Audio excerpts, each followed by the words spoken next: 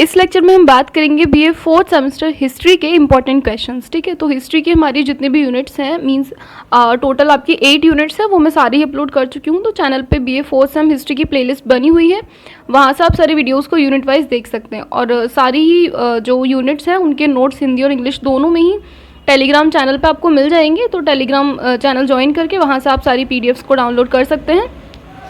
तो अब हम शुरू करते हैं हिस्ट्री में हमारा इंपॉर्टेंट क्वेश्चंस, मतलब क्या क्या क्वेश्चन आपसे पूछे जा सकते हैं यूनिट वाइज, क्या टॉपिक्स आपके इंपॉर्टेंट हैं, और इन क्वेश्चंस की पीडीएफ भी आपको टेलीग्राम पे मिल जाएगी। ठीक है, तो सबसे पहले बात करते हैं फर्स्ट यूनिट की। तो फर्स्ट यूनिट में आपको पढ़ना था पुनर्जागरण धर्म सुधार आंदोलन, और इसके अलावा उसमें एक एडिशनल टॉपिक था मार्टिन लूथर का क्या योगदान था इन आंदोलनों में। ठीक है, तो यूनिट फर्स्ट से आपके मेन 4 ही क्वेश्चन यहाँ पे बन सकते हैं। पहला क्वेश्चन है यहाँ पे, पुनर्जागरण से आप क्या समझते हैं, यूरोप में पुनर्जागरण के क्या कारण थे, पुनर्जागरण के प्रभाव, साथ ही इस पुनर्जागरण में कुछ दार्शनिकों की भूमिका। ठीक है, इन सभी क्वेश्चंस के आंसर आपको उन पीडीएफ्स में मिल जाएंगे। धर्म सुधार आंदोलन क्या थे, इन आंदोलनों का क्या कारण था और क्या महत्व था, साथ ही मार्टिन लूथर का क्या योगदान था इन धर्म सुधार आंदोलनों में। उसके अलावा देखिए जो 95 थीसिस लिखा था मार्टिन लूथर ने, वो आपसे डायरेक्ट भी पूछा जा सकता है 95 थीसिस के नाम से, तो वो आप ज़रूर कर लीजिएगा। ठीक है, नेक्स्ट हमारी यूनिट सेकंड है, जिसमें इंग्लैंड की गौरवपूर्ण क्रांति थी, साथ ही उसमें था इंडस्ट्रियल रेवोल्यूशन। ठीक है, और जो हमारी थर्ड यूनिट है जिसमें फ्रांस की क्रांति और अमेरिका की क्रांति है। तो दोनों ही यूनिट के क्वेश्चंस मैंने यहाँ पे कंबाइन कर दिए हैं। पहला क्वेश्चन है यहाँ पे, इंग्लैंड की गौरवपूर्ण क्रांति का संक्षिप्त में वर्णन कीजिए।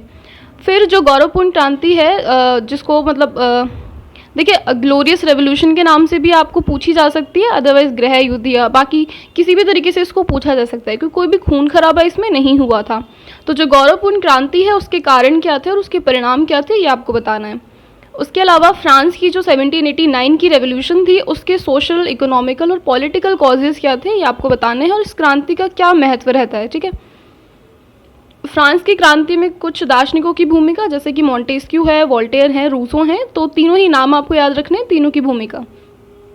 अब फ्रांस की क्रांति में कुछ मुख्य घटनाएं भी हुई थी, जैसे बास्तिल के किले को तोड़ने की घटना, या जो जनरल असेंबली है उसका भंग होना, और जो स्टेट असेंबली थी वो भंग हो जाती है, उसके बाद में नेशनल कन्वेंशन या जनरल असेंबली बनती है, वो पूछा जा सकता है। इसके अलावा टेनिस कोर्ट शपथ क्या थी, ये आप मेन इवेंट्स में याद रखेंगे। ठीक है, नेक्स्ट क्वेश्चन है यहाँ पे, औद्योगिक क्रांति कब हुई और कहाँ पे हुई, क्या कारण थे इस क्रांति के कि सबसे पहले ये इंग्लैंड में ही होती है, ये क्वेश्चन भी बन सकता है। तो इस क्रांति के परिणाम भी आपको बताने हैं, साथ ही साथ इस क्रांति के दौरान कुछ मुख्य आविष्कार हुए थे, वो आपको एक्सप्लेन करने हैं। ठीक है, इसके अलावा अमेरिकी क्रांति क्या थी, और अमेरिकी क्रांति की एक मुख्य घटना बोस्टन टी पार्टी। अब जो हमारी यूनिट फोर्थ है, जिसमें आपको सिर्फ नेपोलियन पढ़ना था, अब नेपोलियन से 3 ही चीज़ें आपके सिलेबस में पूछी गई हैं, नेपोलियन की जो फॉरेन पॉलिसी है और जो कॉन्टिनेंटल पॉलिसी है वो पूछी है। ठीक है, तो दोनों ही आप अच्छे से कर लीजिएगा, अगर नेपोलियन से क्वेश्चन आता है तो दोनों में से एक आपसे ज़रूर पूछा जाएगा। इसके अलावा नेपोलियन के रिफॉर्म्स क्या थे, नेपोलियन के उत्थान के कारण क्या थे, ये भी आप कर लीजिएगा।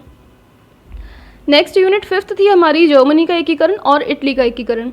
तो इटली के एकीकरण की और जर्मनी के एकीकरण की प्रक्रियाएँ जो हैं वो आपको संक्षिप्त में बतानी है। इसके अलावा जो जर्मनी का एकीकरण है, जिसमें बिस्मार्क की जो ब्लड और आयरन पॉलिसी है वो काफ़ी इंपॉर्टेंट है, तो ये भी आप कर लीजिएगा। और इटली में जो गैरिबाल्दी, मैज़ीनी और कावूर हैं, उनकी जो योगदान है, उनकी जो भूमिका है वो आपको बतानी है।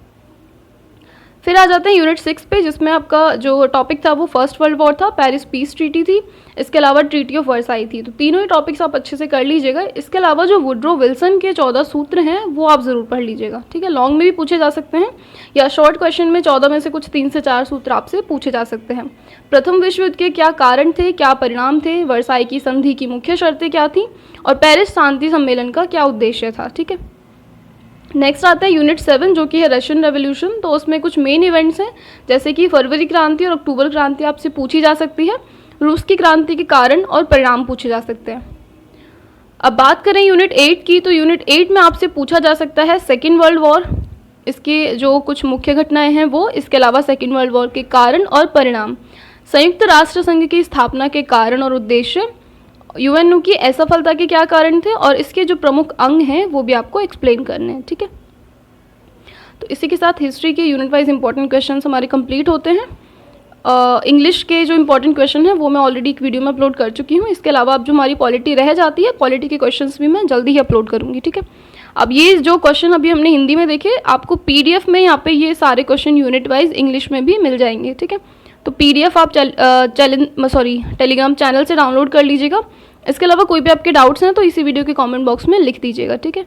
तो मिलते हैं फिर नेक्स्ट वीडियो में।